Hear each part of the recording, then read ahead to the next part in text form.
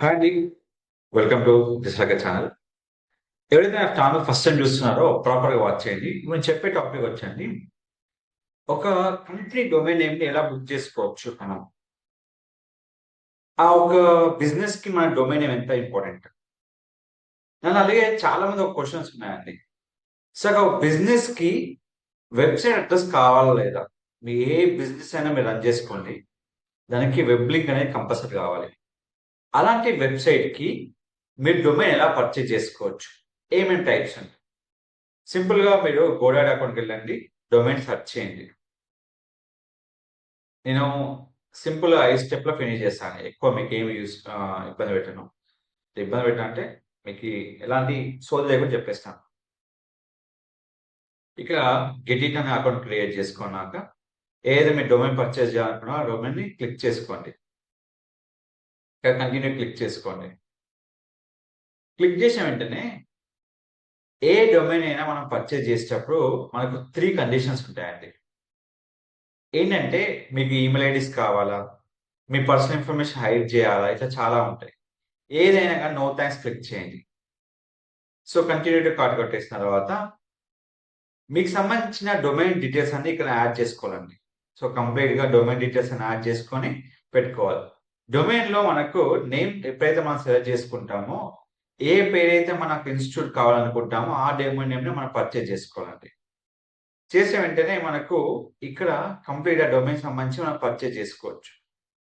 మీరు ఇదే డొమైన్ నేమ్‌ని మనం పర్చేజ్ చేసుకోవాలనుకుంటే 1 ఇయర్‌లో ఎంత ప్రైస్ అయితే మనకుందో, ఆ ప్రైస్ బట్టి మనం పర్చేజ్ చేసుకోవచ్చు. 599. సో, ఇప్పుడు ఈ డొమైన్ నేమ్ మనం పర్చేజ్ చేసుకోవాలి. First of all. ఇప్పుడు డొమైన్ నేమ్ పర్చేజ్ చేసుకోవాలనుకుంటే సింపుల్‌గా మనం క్లిక్ ఫర్ కంటిన్యూ చేసుకొని మనం పర్చేజ్ చేసుకోవచ్చు. Just hear click for right to checkout. మీరు ఎప్పుడైతే చెక్‌ఔట్ ఇన్ఫర్మేషన్ కొడతారో మీకు కంప్లీట్‌గా ఇక్కడ మీకు ఇన్ఫర్మేషన్ వచ్చేస్తుంది. తర్వాత మీరు ప్రొసీడ్ టు పేమెంట్ మెథడ్ తీసుకోవచ్చు. మీరు ఎప్పుడైతే డీటెయిల్స్ యాడ్ చేసి మీరు ఎప్పుడైతే పర్చేజ్ చేస్తారో, మీరు కంప్లీట్‌గా డొమైన్ నేమ్ మీద పర్చేజ్ చేసుకోవచ్చు. Net banking, PhonePe, Google pay ఏదైనా అంటే మనము డొమైన్ అనేది పర్చేజ్ చేసుకోవచ్చు.